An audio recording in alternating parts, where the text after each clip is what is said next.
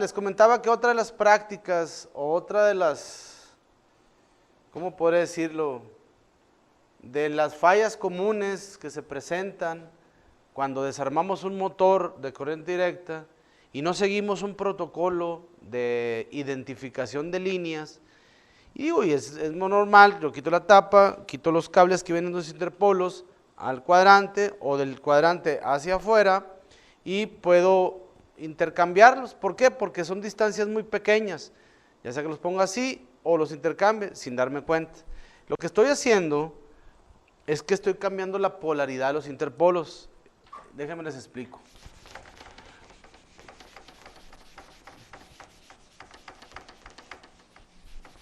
Los interpolos, así como el campo principal, como la armadura en un motor de corriente directa, tienen que ir polarizados. Entonces,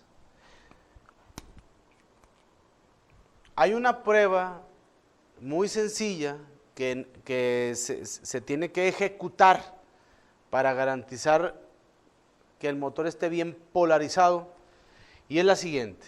Tengo la armadura,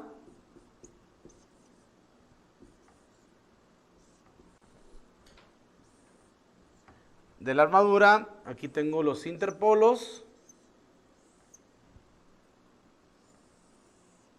y aquí sería A1, A2.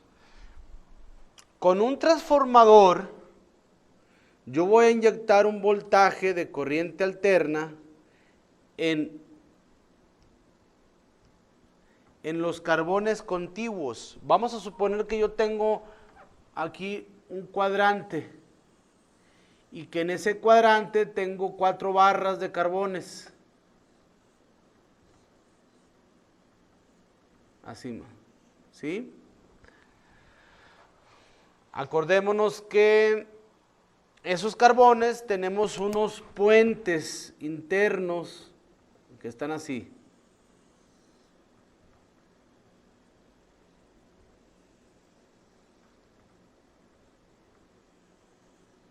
Así. Entonces,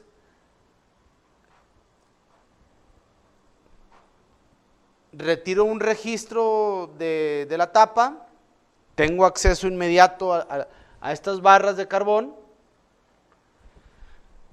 y aquí voy a alimentar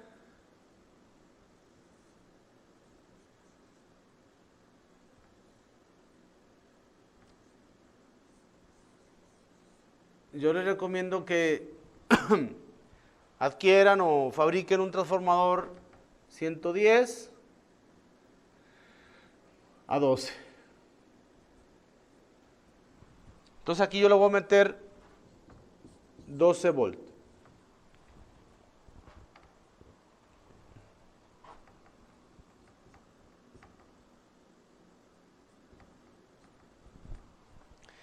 La polaridad de los interpolos, yo voy a poner un voltmetro entre A1 y A2. Si yo analizo esta malla, veo elevación, caída, elevación, caída.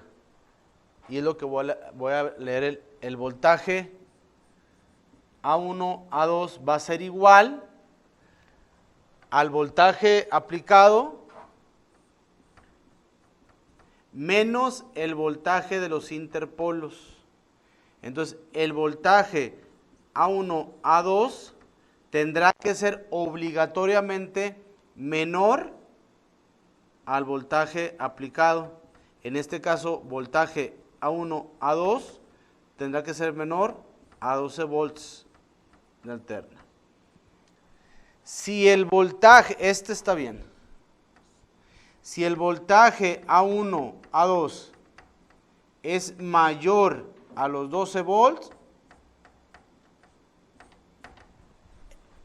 estos interpolos están mal polarizados y tengo que cambiar las líneas que llegan al cuadrante y que salen a la armadura. Digo, y que salen al registro. Es muy importante que se entienda esta prueba. Porque un interpolo mal polarizado,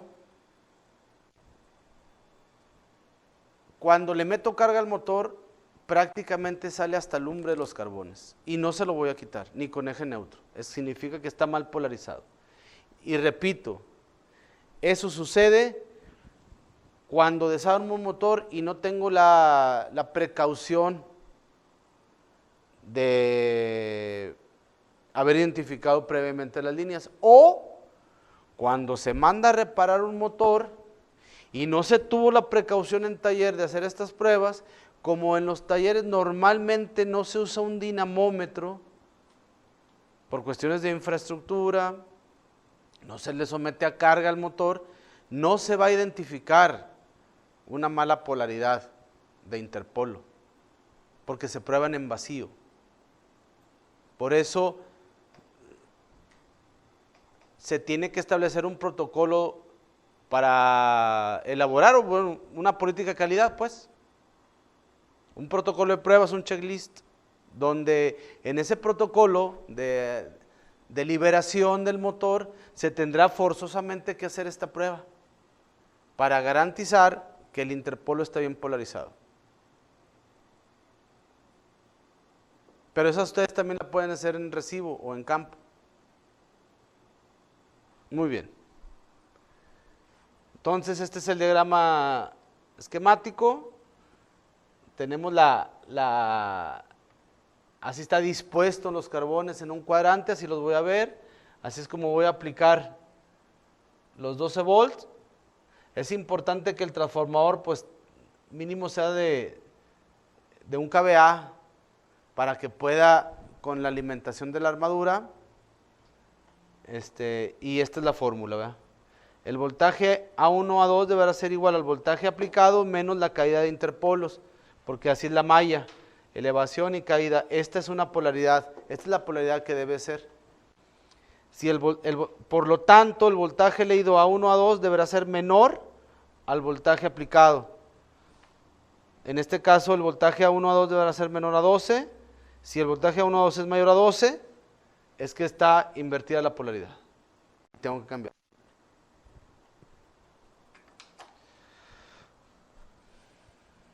Muy bien.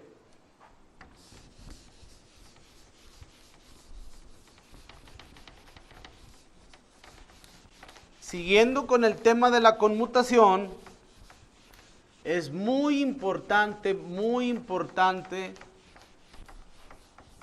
que en el conmutador, a ver si podemos buscar una foto de un conmutador, Juan, por favor. Miren, es muy importante, puesto que es la parte más sensible en los motores de corriente directa, la conmutación, es muy importante establecer también nosotros una rutina de verificación de tensión de muelles. La tensión en los muelles deberá ir de 2 a 4 libras. Yo hago con un tensómetro, es como una báscula, tengo el gancho y sujeto el gancho, sujeto lo que es la parte del resorte o muelle del carbón y checo cada carbón que esté sometido el carbón de 2 a 4 libras. En los motores shunt normalmente debe ser 2 libras de fuerza del resorte o del muelle. Y como una buena práctica de mantenimiento es la validación de cada muelle a 2 libras. Si tengo un menor de 2 libras, pues obviamente la fuerza entre carbón y conmutador pues no es la suficiente, y la caída de voltaje que existe entre carbón y conmutador será mayor a 1. Y ahí es cuando empezamos a tener problemas. Si la fuerza del muelle supera las 4 libras, pues me someterá a un desgaste muy prematuro del carbón y aparte puedo empezar a ranurar el conmutador. ¿Sí? Entonces, como una buena práctica de mantenimiento es verificar la tensión en el resorte o en muelles. Otro cuidado que tenemos que tener en un motor de corriente directa es la selección de los carbones, la cantidad de grafito con la cantidad de bronce. Un carbón está constituido entre grafito y bronce. Cada carbón, o bueno, el carbón lógicamente es un conductor eléctrico, tiene una amplicidad, o sea, una densidad de corriente. Por cada centímetro cuadrado debe pasar tanta corriente. Ustedes se pueden fijar en el manual del motor y ver la densidad de corriente con la que trabaja el carbón. Entonces debemos de cuidar mucho también. Esa densidad de corriente puede variar en base a la composición del carbón. Yo el carbón lo tengo que mandar a un laboratorio, o bueno, el mismo proveedor checa la composición, que es la cantidad de grafito y bronce. No sé si se alcanza a distinguir, si se alcanza a distinguir, muy bien. Lo que pasa es que yo aquí en el pizarrón veo muy brillante, pero creo que sí se alcanza a distinguir. En donde aquí yo veo los muelles, yo vengo con el tensómetro y checo la fuerza de tensión de cada muelle. Tengo que establecerla como práctica común. Y miren, aquí se ve el conmutador. El conmutador, cuando me informa mucho de cómo está siendo operado el motor, con el simple hecho de ver la superficie del conmutador. Ahí me doy cuenta si estoy conmutando bien, si tengo un problema en la soldadura, del embobinado de armadura con respecto al conmutador, al riser a los riser o a las banderas,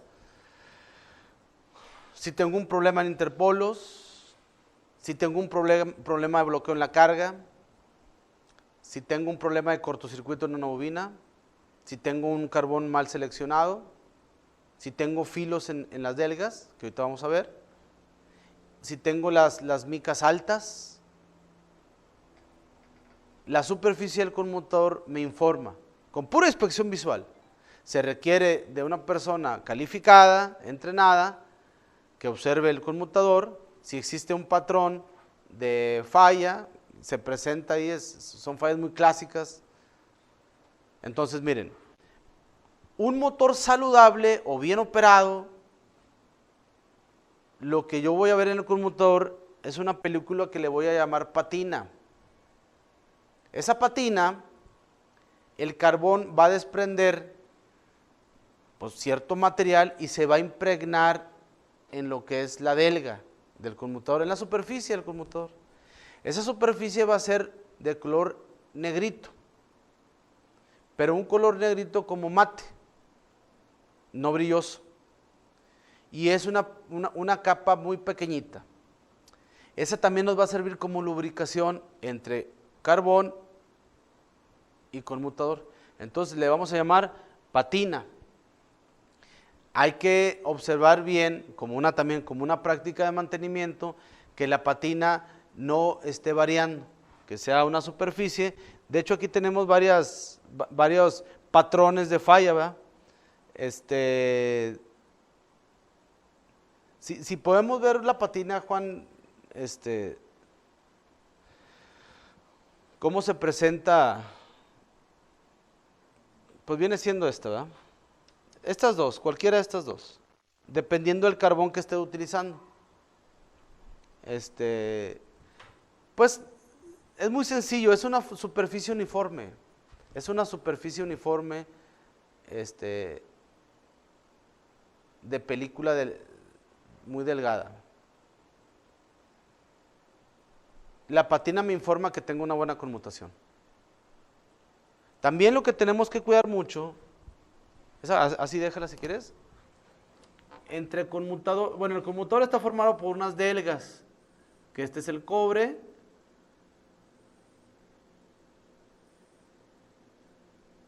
y aquí tengo una mica.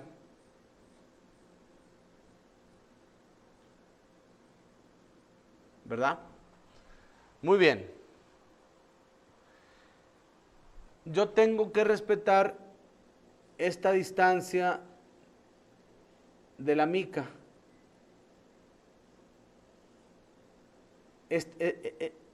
Aquí yo meto una sierra circular y esta mica yo tengo que respetar cierta distancia de la superficie o cierta profundidad de mica. Si buscamos ahí en el dato técnico, Juan, a ver cuál es la distancia que sugiere el fabricante. Aquí lo importante es ver que hay una distancia, ¿verdad?, que tenemos que respetar. Esas distancias pues están disponibles en tablas, ¿verdad? Pero ahorita a ver si localizamos la distancia que el fabricante sugiere para un bajado de micas. La otra práctica que también es muy importante, sobre todo los motores grandes, que nosotros practiquemos un bisel. Eliminemos los cantos. Así. Que se eliminen los cantos o los ángulos a 90 grados en la superficie de la delga. Eso se llama un proceso de biselado. ¿Por qué es importante el biselado? Porque la delga, al momento de pasar por el carbón, si tengo cantos o ángulos de 90 grados, pues son filos. Son filos que van a ir deteriorando el carbón y ahí en esos filos también se presenta chisporroteo. Por eso es importante, como una práctica, como una buena práctica, establecer un biselado en las delgas del conmutador para todavía mejorar o garantizar una buena conmutación y todavía más vida del conmutador. Acordémonos que aquí lo que nos determina el tiempo de intervención en los motores de corriente directa, sí entiendo, son los rodamientos, pero aquí tenemos todavía un elemento más determinante que nos va a dar las frecuencias de mantenimiento y es el conmutador con respecto a los carbones. Por eso todos estos cuidados de bajar micas, de biselar delgas, de encontrar bien el eje neutro, de polarizar bien los interpolos, pues todo eso me va a impactar en que yo tenga más tiempo disponible el motor, sin necesidad de estarlo interviniendo. Otra práctica muy importante, aunque cuando tenemos nosotros, fíjense, cuando tenemos una mala conmutación, miren lo que ocasionamos en el conmutador, serranura, esto es síntoma de un chisporroteo, este deterioro en el conmutador, producto de una muy alta temperatura que me provoca el chisporroteo. Esto es muy común. El problema es que nosotros en taller, o una buena práctica de mantenimiento, pues es maquinar el conmutador para dejarlo completamente concéntrico y una superficie lisa. Pero ¿qué tal si la ranura ya es muy profunda? Pues quizás a lo mejor el conmutador ya no me va a dar vida, ya no va a tener cuerpo que permita el maquinado y se necesite un cambio de conmutador. Un conmutador es muy caro, aparte los tiempos de entrega son muy largos. Entonces debemos de evitar al máximo el deterioro del mismo. Y la verdad que con estas prácticas sí se evita mucho el deterioro, se evita el deterioro. Un conmutador me debe de durar toda la vida útil del motor, sin problema, siempre y cuando teniendo los cuidados que acabo de mencionar. Otra buena práctica que les iba a comentar, que aunque eso cuando tenemos ventilación forzada por el lado del conmutador, pues no es necesaria, pero cuando no tenemos ventilación forzada por el lado del conmutador, sí se sugiere mínimo cada mes quitar los registros y con aire seco siempre tratar de limpiar el conmutador, porque acuérdense que cuando el carbón se está desgastando, todos esos elementos que se desprenden del carbón van y actúan como una especie de taladro en el conmutador y se van introduciendo en el conmutador provocando cortocircuitos en él. Por eso, una buena práctica de mantenimiento, cuando maquinamos un conmutador, voy a hacer un corte lateral de un conmutador. Entonces, esta es la delga. Tenemos una cola de Milano y esta es una delga. Una buena práctica para evitar que el carbón vaya penetrando en las delgas del conmutador, sobre las micas, y me provoque cortocircuitos, es aquí, en esta parte de la delga del conmutador, hacerle un desahogo. ¿Para qué sirve este desahogo? Este desahogo. Aquí tenemos el carbón.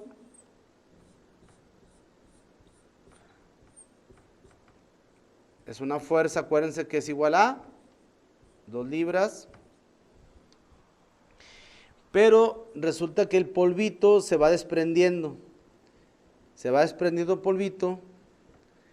Cuando llega a este desahogo, por las fuerzas centrífugas, ya no le damos oportunidad a que este polvito siga avanzando. Aquí se interrumpe por el desahogo que yo le practico al conmutador en el torno. Entonces este desahogo es una buena práctica de mantenimiento. Es para que el polvito que se desprende, al llegar al desahogo, se elimine, por la pura fuerza centrífuga.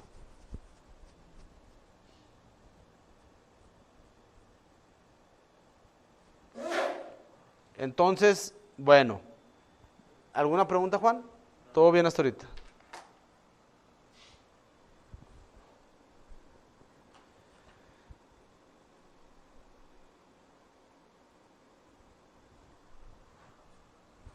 Bueno, aquí concluimos con el fenómeno de la conmutación, que para mí es una de las partes más sensibles.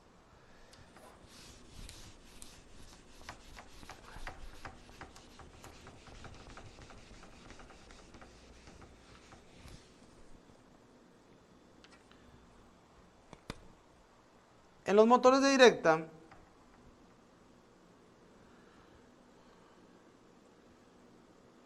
en la caja de conexiones,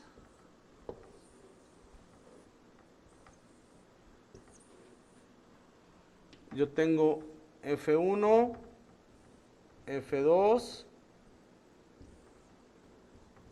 A1, A2, y también tengo en los motores compuestos S1 y S2. ¿Cómo los voy a conectar? ¿Cómo los voy a conectar? Bueno, F1, F2, no pasa nada, aquí alimento el drive o la fuente que tenga, más o menos. A2, con S1 yo voy a hacer un puente. Y alimento por A1 y por S2. Este puente y este arreglo es compound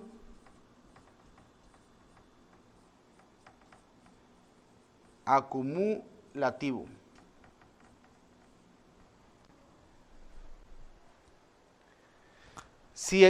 Cuando conecto de esta forma el motor puente con S1, este es puente, y alimento por A1 y S2, lo estoy haciendo compound acumulativo. Si no consigo las características que yo necesito, voy a cambiar el puente y voy, en lugar de puentear A2 con S1, simplemente cambio el puente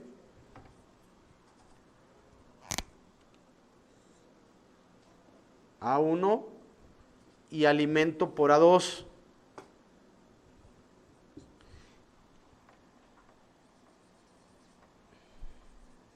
Y estoy haciendo un compound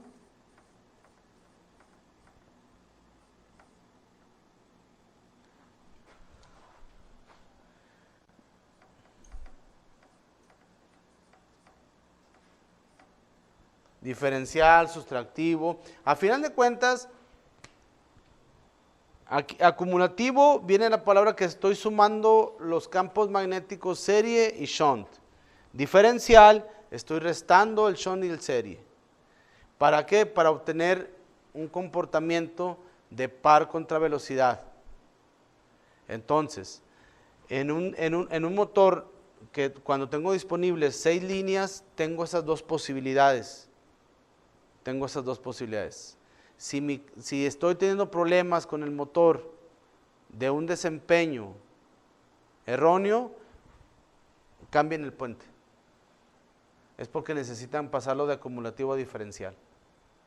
O viceversa, de diferencial a acumulativo. Normalmente la conexión normal es acumulativa, pero sí hemos visto en muchos casos donde se ocupa el cambio del puente, pasarlo a diferencial, porque así lo sugiere la carga.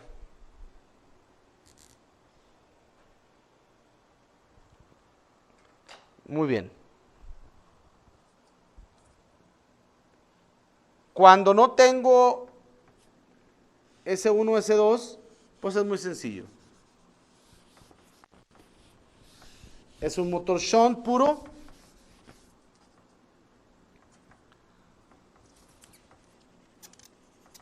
Donde A1 es positivo y A2 es negativo. F1 positivo, F2 negativo.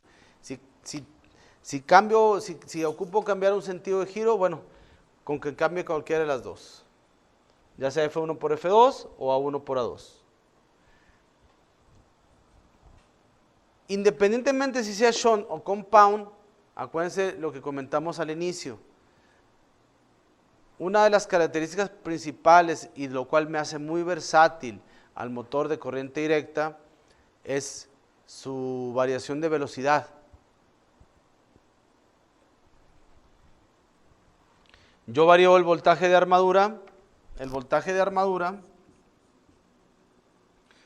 lo varío desde 0 RPM hasta RPM nominal, variando el voltaje de armadura. Cuando llego a RPM nominal, si quiero todavía seguir aumentando la velocidad, el voltaje de campo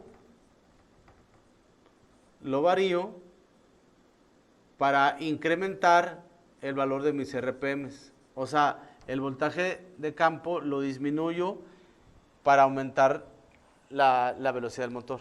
Hasta cierto rango, ese rango viene en la placa. Normalmente la placa viene RPMs, vamos a poner 1800, diagonal 2100. ¿Qué significa eso? Que yo a 1800 llego variando el voltaje de armadura y debilitando el campo puedo llegar hasta 2100. Hasta ahí.